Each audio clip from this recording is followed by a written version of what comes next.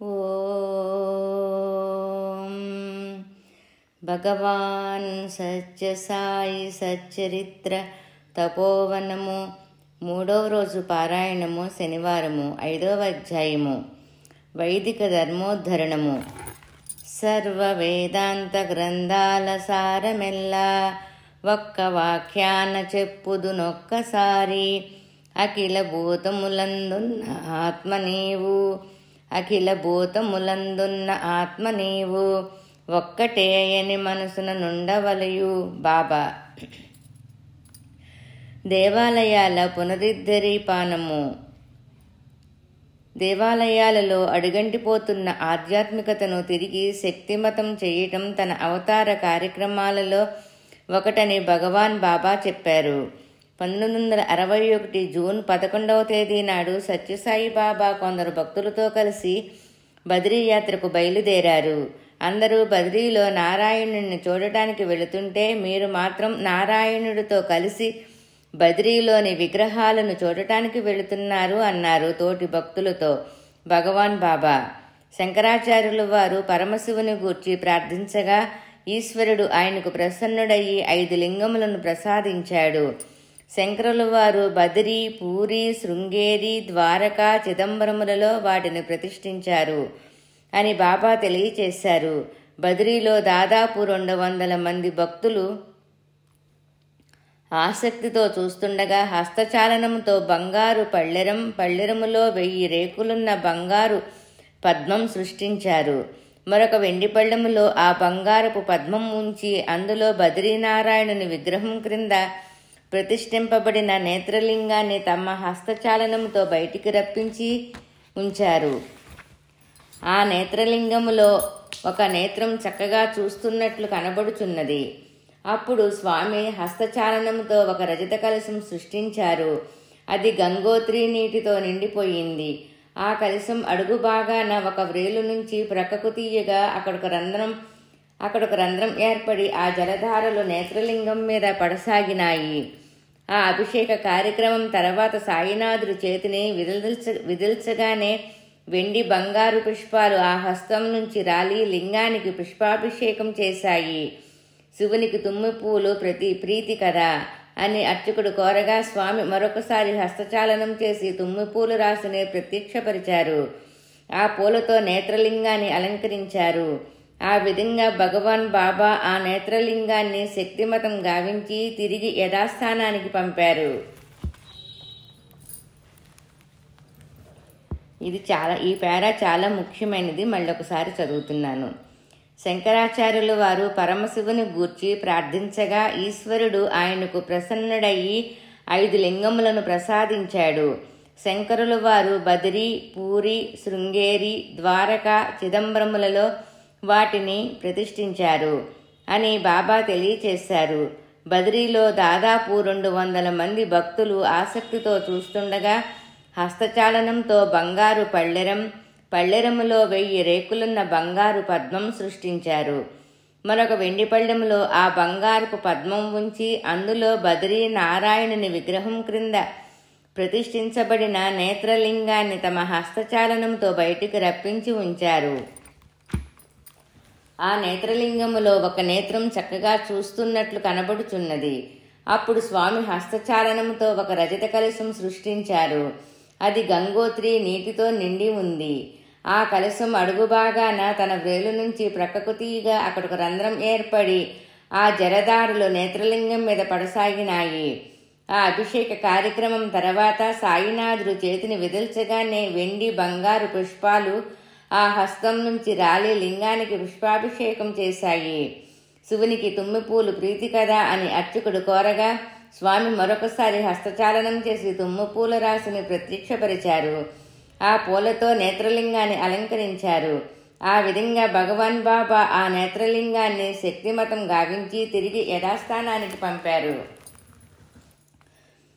బద్రీయాత్ర అనంతరం పుట్టపర్తి చేరిన తర్వాత అతడి భక్తుల్ని ఉద్దేశించి సాయినాథుడు ప్రసంగిస్తూ, యాత్రాఫలం మాకు లేకపోయిందే అని ఇచ్చట వారు భావించవద్దు.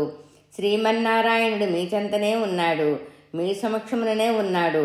వారిని దర్శింప ప్రయత్నించండి. ఎచ్చటనో మీ కన్నులకు కానరాక విగ్రహ రూపములో ఉన్న నారాయణుకై ఎందుకు తపిస్తారు? మీ కనుల ఎదుటనున్న నారాయణమూర్తిని భక్తి ప్రవర్తులతో సేవించి నిర్మలమైన ఆనందం పొందండి అన్నారు. భగవాన్ బాబా ఈ విధంగా ఆధ్యాత్మిక శక్తిని ఇతోధికం గావించిన మరొక పుణ్యక్షేత్రం కాశీ విశ్వేశ్వరుని ఆలయం. ఆ పర్యటనలో బాబాతో వారి తల్లిదండ్రులు, బూర్గుల రామకృష్ణారావు గారు మరికొందరు ఉన్నారు.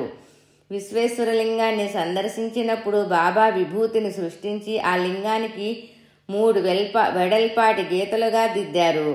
ఆ తర్వాత తడిచందనం సృష్టించి ఆ విభూతి రేఖల మధ్య గుండ్రంగా దిద్దారు. ఆ తర్వాత 3 వరుసలుగా వజ్రాలతో మెరిసిపోతున్న ఒక గుండ్రని బంగారపు ఆభరణం సృష్టించి ఆ చందనాలంకారం మధ్యలో ఆ లింగానికి నొక్కి ఉంచారు. అంతే, అది అతుక్కుపోయింది. కాశీ విశ్వనాథుడు దివ్య తేజస్సుతో తేజరిల్లాడు.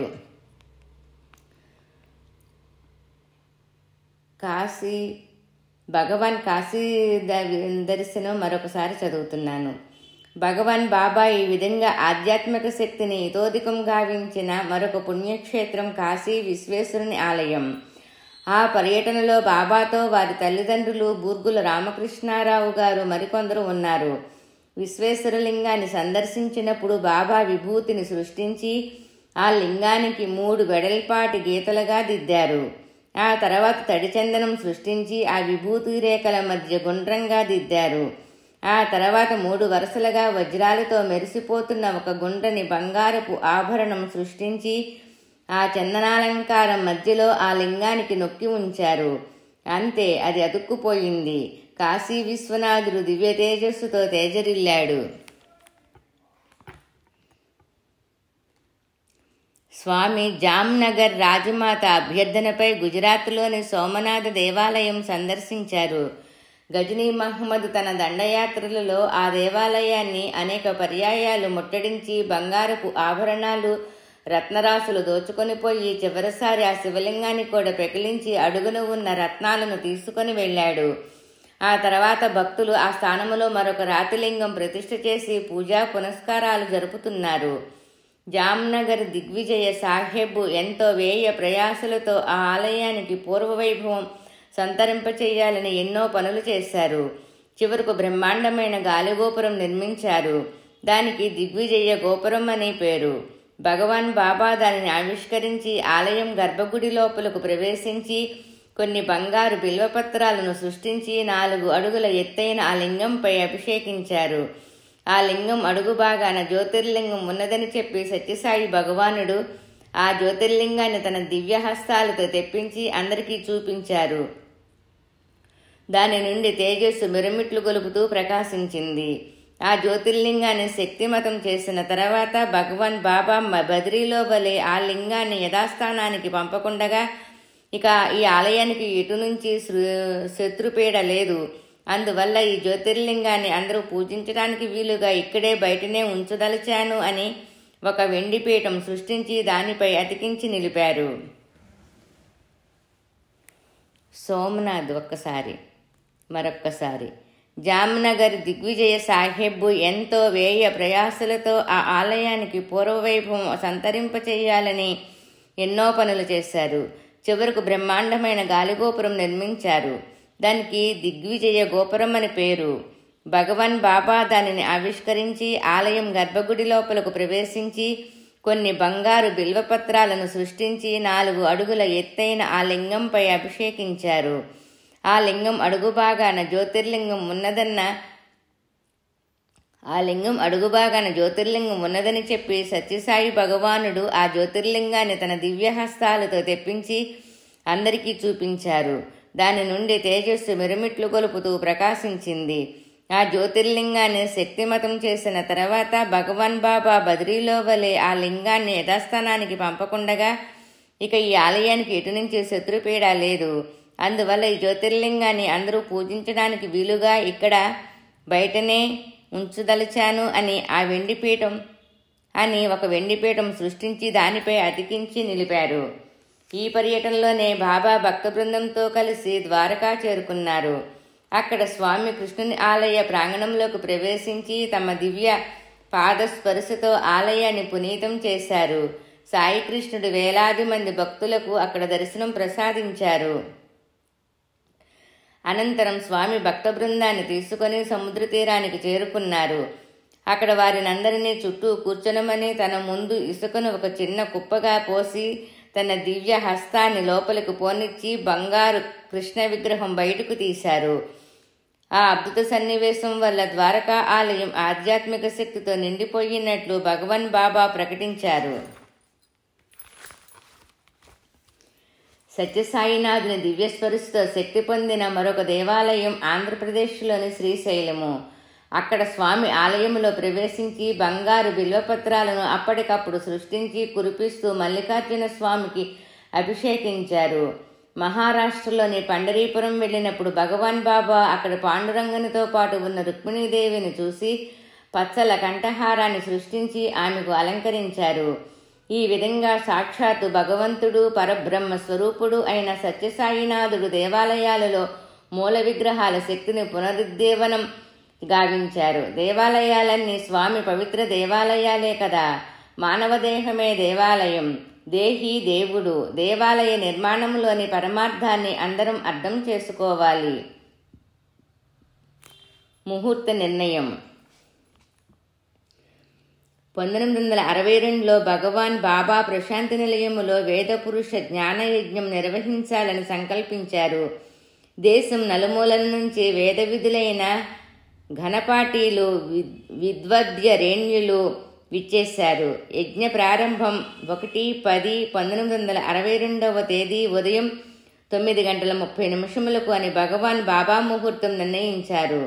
కానీ ఆ పండితులు గ్రహస్థితిని గణించి ఉదయం 7:30 యాగశాల ప్రవేశానికి యజ్ఞ సంకల్పానికి ఉత్తమమైన సమయమని స్వామికి విన్నవించారు.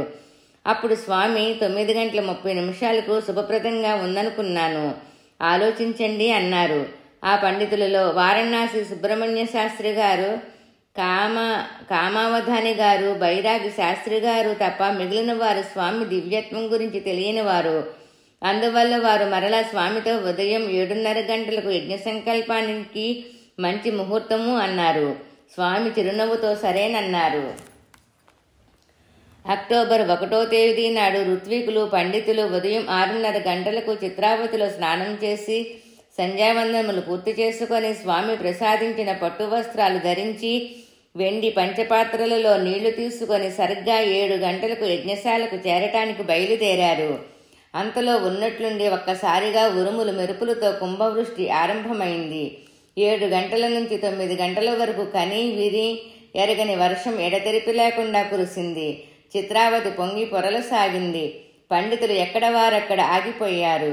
వారి స్వామి సర్వజ్ఞత్వానికి ఆశ్చర్యపడ్డారు. భక్తజన సందోహం, భజన గీతాలాపనల మధ్య మంగళ వాద్యాలు మారుమ్రోగుతుండగా వేదఘోషతో ఋత్వికులు ముందు నడుస్తుండగా సత్యసాయినాథుడు సరిగ్గా 9:30 వేళ యాగశాల ప్రవేశం చేసి వేదపురుష జ్ఞాన యజ్ఞానికి సంకల్పం చేయించారు. యజ్ఞ కలశము. ఆ యజ్ఞం నిర్వహించే బ్రహ్మశ్రీ శివరామ బైరాగి శాస్త్రిగారిని స్వామి 1-2 రోజులు ముందుగానే పిలిపించి యజ్ఞం అంతా యథావిధిగా నిర్వహించండి, ఏ వస్తువుకు కొరత లేదు, ఏ వస్తువు కావాలో ముందుగానే అన్నీ ఒక జాబితా వ్రాసి ఇస్తే అన్నీ సమకూరుస్తాను అని చెప్పారు. బైరాగి శాస్త్రి గారు మరికొందరు ఋత్వికులను సంప్రదించి పెద్ద జాబితా తయారు చేశారు. ఆ వస్తువులన్నీ తగిన విధంగా సమకూర్పబడ్డాయి. మరొక 5 నిమిషాల్లో ప్రశాంతి మందిరం నుంచి స్వామి బయలుదేరతారనగా అప్పుడు బైరాగి శాస్త్రి గారికి తాము అసలు ముఖ్యమైన యజ్ఞ కలశం జాబితాలో రాయటం మరిచిపోయిన విషయం గుర్తుకు వచ్చింది. ఆ సమయంలో ఆ విషయం స్వామికి ఎవరు చెప్పటం, ఎలా చెప్పటం అని ఒక్కటే మదనపడ్డారు.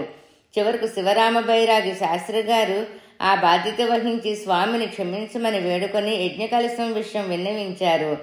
అప్పుడు స్వామి, నేను ముందే చూసుకొని చెప్పమన్నాను కదా, సమయం ఉన్నది 5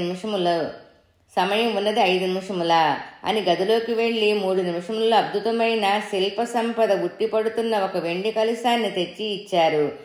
అది సర్వదేవతా ప్రతిమలతో సర్వలక్షణ లక్షితమయ్యి విరాజిల్లుచున్నది. ఈ పాత్రను షిరిడీబాబా అవతార కాలములో చించోళి రాజమందిరములో ఉంచాను. ఇది అక్కడ పాత సామానుల గదిలో ఉంది. ఇప్పుడు నేను వెళ్ళి ఆ సామానుల గదిలో వెతికించి తీసుకురావటానికి ఇంత సమయం పట్టింది. ఈ కలశం శాస్త్రసమ్మతంగా ఉంది కదా?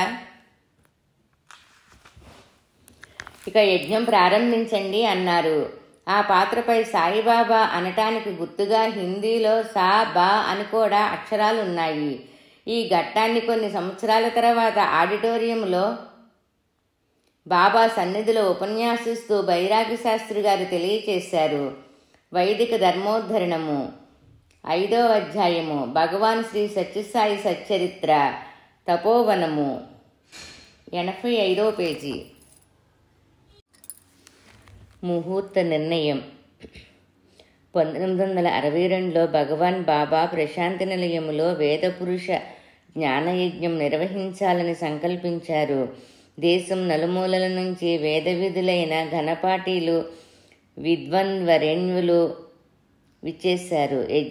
యజ్ఞ ప్రారంభం 1/10/1962 తేదీ 9:30 భగవాన్ బాబా ముహూర్తం నిర్ణయించారు. కానీ ఆ పండితులు గ్రహస్థితిని గణించి ఉదయం 7:30 యాగశాల ప్రవేశానికి, యజ్ఞ సంకల్పానికి ఉత్తమమైన సమయమని స్వామికి విన్నవించారు.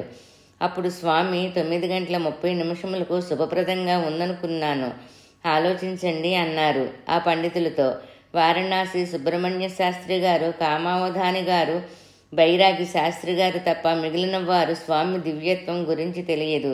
అందువల్ల వారు మరలా స్వామితో ఉదయం 7:30 యజ్ఞ సంకల్పానికి మంచి ముహూర్తమని అన్నారు. స్వామి చిరునవ్వుతో సరేనన్నారు. అక్టోబర్ 1వ తేదీ నాడు ఋత్వికులు, పండితులు ఉదయం 6:30 గంటలకు చిత్రావతిలో స్నానం చేసి సంధ్యావందనాదులు పూర్తి చేసుకొని స్వామి ప్రసాదించిన పట్టు వస్త్రాలు ధరించి వెండి పంచపాత్రలలో నీళ్లు తీసుకొని సరిగ్గా 7 గంటలకు యజ్ఞశాలకు చేరటానికి బయలుదేరారు. అంతలో ఉన్నట్లుండి ఒక్కసారిగా ఉరుములు మెరుపులతో కుంభవృష్టి ఆరంభమైంది. 7 గంటల నుంచి 9 గంటల వరకు కని విని ఎరుగని వర్షం ఎడతెరిపి లేకుండా కురిసింది. చిత్రావతి పొంగి పొరలసాగింది. పండితులు ఎక్కడ వారక్కడ ఆగిపోయారు. వారు స్వామి సర్వజ్ఞత్వానికి ఆశ్చర్యపడ్డారు. భక్తి, జ్ఞాన సందోహం, భజన గీతాలాపనల మధ్య మంగళ వాద్యాలు మారుమ్రోగుతుండగా, వేదఘోషతో ఋత్వికుల ముందు నడుస్తుండగా సత్యసాయినాథుడు సరిగ్గా 9:30 వేళ యాగశాల ప్రవేశం చేసి వేద పురుష జ్ఞాన యజ్ఞానికి సంకల్పం చేయించారు. యజ్ఞ కలశము. ఆ యజ్ఞం నిర్వహించే బ్రహ్మ శ్రీ శివరామ బైరాగి శాస్త్రి గారిని స్వామి 1-2 రోజులు ముందుగానే పిలిపించి యజ్ఞం అంతా యథావిధిగా నిర్వహించండి. ఏ వస్తువుకు కొరత లేదు. ఏ వస్తువు కావాలో ముందుగానే అన్నీ ఒక జాబితా వ్రాసి ఇస్తే అన్నీ సమకూరుస్తాను అని చెప్పారు బైరాగి శాస్త్రి గారు. మరికొందరు ఋత్వికులను సంప్రదించి పెద్ద జాబితా తయారు చేశారు. ఆ వస్తువులన్నీ తగిన విధంగా సమకూర్చబడ్డాయి. మరొక 5 నిమిషాలలో ప్రశాంతి మందిరం నుంచి స్వామి బయలుదేరతారనగా అప్పుడు బైరాగి శాస్త్రి గారికి తాము అసలు ముఖ్యమైన యజ్ఞ కలశం జాబితాలో రాయటం మరిచిపోయిన విషయం గుర్తుకు వచ్చింది. ఆ సమయంలో ఆ విషయం స్వామికి ఎవరు చెప్పటం, ఎలా చెప్పటం అని ఒక్కటే మదనపడ్డారు. చివరకు శివరామ బైరాగి శాస్త్రి గారు ఆ బాధ్యత వహించి స్వామిని క్షమించమని వేడుకొని యజ్ఞ కలశం విషయం విన్నవించారు. అప్పుడు స్వామి, నేను ముందే చూసుకొని చెప్పమన్నాను కదా, సమయం ఉన్నది 5 నిమిషముల అని గదిలోకి వెళ్ళి 3 నిమిషాలలో అద్భుతమైన శిల్ప సంపద ఉట్టిపడుతున్న ఒక వెండి కలశాన్ని తెచ్చి ఇచ్చారు. అది సర్వదేవతా ప్రతిమలతో సర్వలక్షణ లక్షితమయ్యి విరాజిల్లుతుంది. ఈ పాత్రను షిరిడీబాబా అవతార కాలంలో చించోళి రాజమందిరములో ఉంచాను. ఇది అక్కడ పాత సామానుల గదిలో ఉంది. ఇప్పుడు నేను వెళ్ళి ఆ సామానుల గదిలో వెదికించి తీసుకురావటానికి ఇంత సమయం పట్టింది. ఈ కలశం శాస్త్రసమ్మతంగా ఉంది కదా?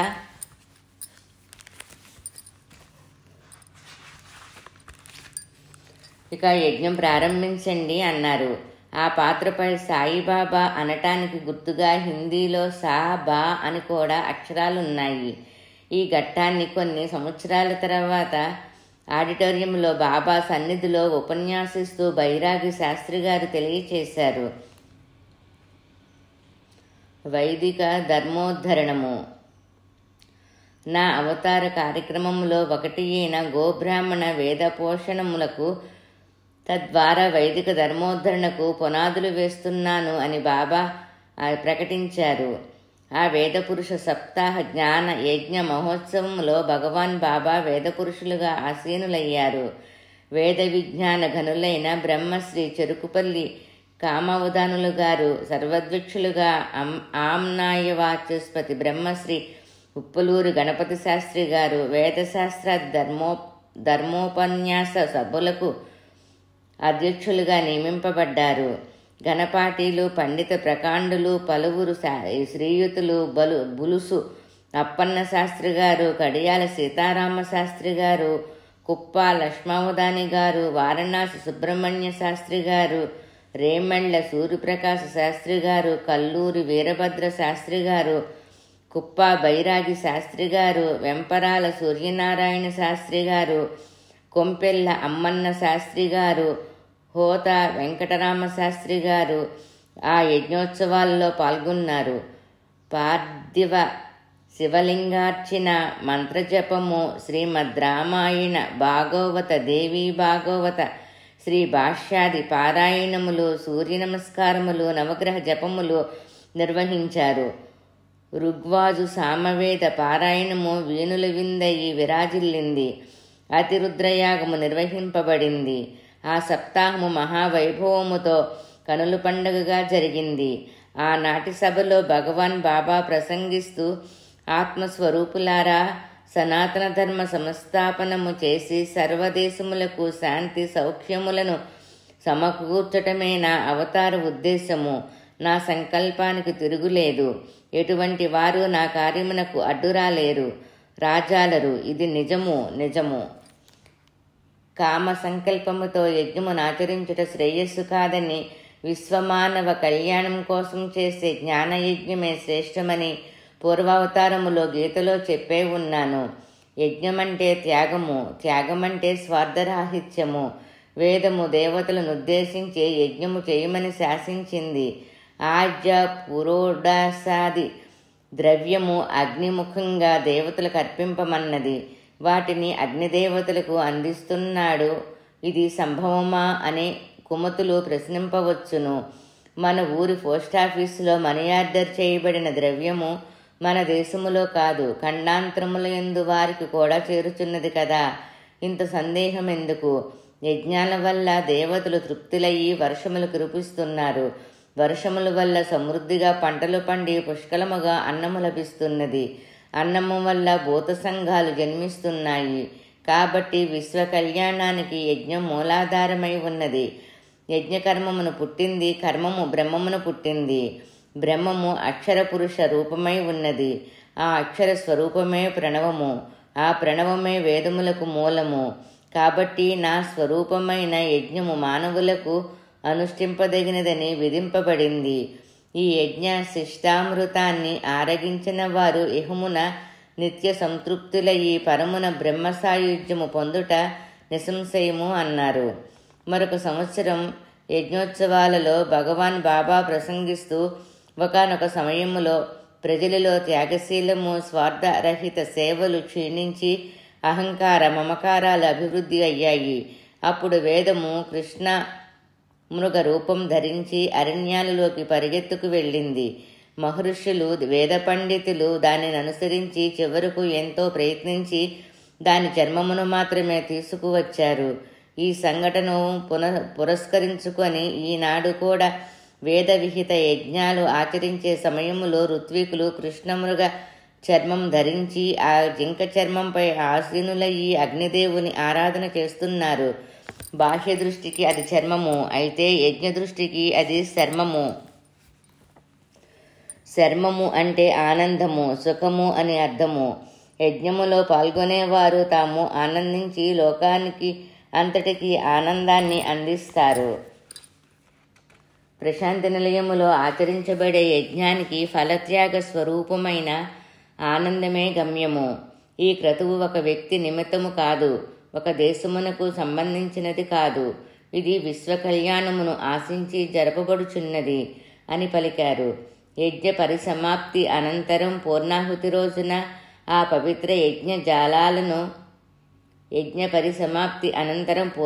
రోజున ఆ పవిత్ర యజ్ఞ జలాలను స్వామి స్వయంగా వేలాది సదస్సులకు చల్లి పునీతులను చేస్తుంటారు.